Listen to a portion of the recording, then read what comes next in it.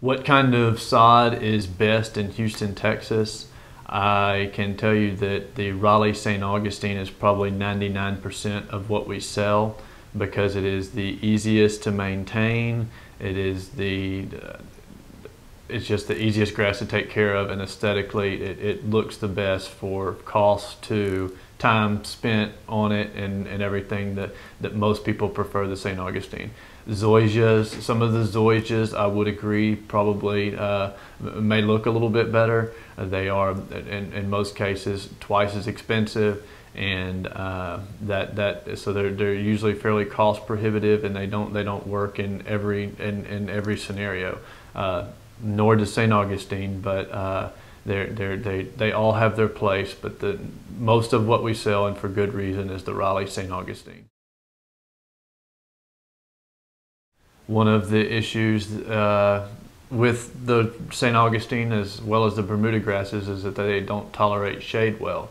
Raleigh St. Augustine does not tolerate shade very well. Floratam and Palmetto St. Augustine do a little bit better in the shade. They do, however, require at least 4 hours of direct sunlight and then filtered sunlight throughout the day. Direct sunlight means that if we're talking about underneath a treed area, that means you have to raise the tree up as much as possible and get the morning and evening sun underneath there for 4 hours. If we're underneath a tree, that's usually fairly hard to do with a 20-plus-year-old tree. And then you also have to thin the tree out to get the filtered sunlight, meaning the little blobs of sunlight all around the tree that move around through the day.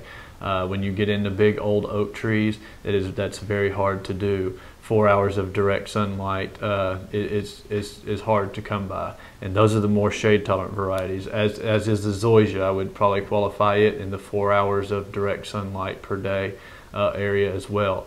The Bermuda grasses, the Tifway 419 and the Tex Turf 10, absolutely do not tolerate any shade at all. That's the reason they're used in sports fields and wide open areas, because they need every hour of sunlight that they can get. If you even try to plant them up next to a two-story house or in between some fences and whatnot where they can't get that kind of sunlight, they will thin out and turn to dirt over time.